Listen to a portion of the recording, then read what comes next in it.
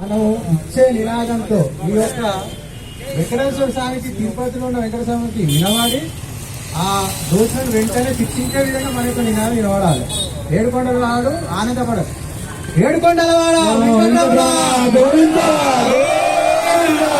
ఏడుకొండల వాడ వెంకటరమణ గోవింద.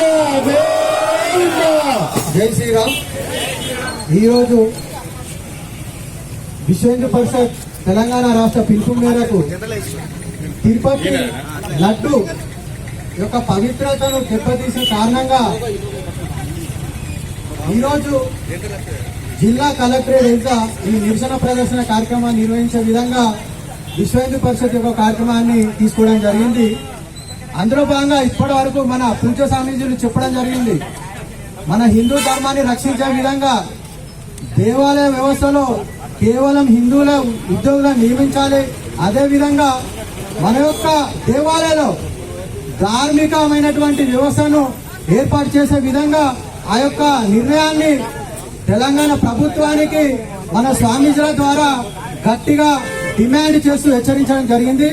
అదేవిధంగా ఈరోజు ఈ యొక్క పవిత్ర దెబ్బతినడానికి లడ్డూపై 2019 సంవత్సరం నుండి 2024 అంటే దాదాపు 5 సంవత్సరాల పాటు మన యొక్క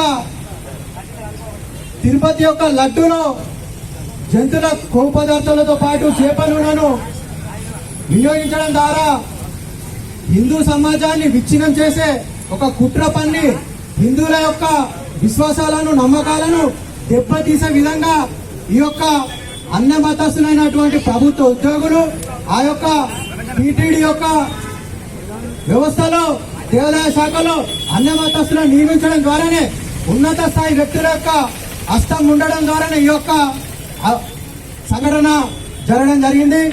అక్కడ ఉన్నటువంటి ఈ యొక్క కుట్ర జరిగినప్పుడు ఆ టీటీడీలోని ఆ వ్యవస్థ సంబంధించినటువంటి ఉన్నత స్థాయి వ్యక్తులు ఎందుకు మౌనంగా ఉన్నారు?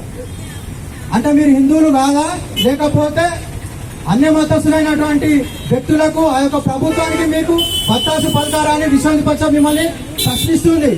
ఈ యొక్క వివాదంపై ఇంతవరకు ఏ ఒక్క పార్టీ కానీ ఏ ఒక్క రాజకీయ నాయకుడు కానీ స్పందించలేదు, మాట్లాడలేదు.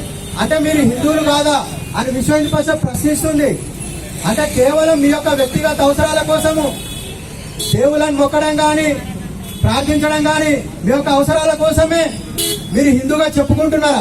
అంటే హిందూ ధర్మంపై కానీ హిందూ దేవాలయాలపై కానీ ఆలయాల పవిత్రతపై మీరు మాట్లాడకపోవడానికి మీ యొక్క మౌనం దేనికి అంగీకారం చెప్పాల్సిందిగా మేము ఈ రోజు విశ్వ హిందూ పరిషత్ ద్వారా ప్రశ్నిస్తున్నాము. అదేవిధంగా ఈ యొక్క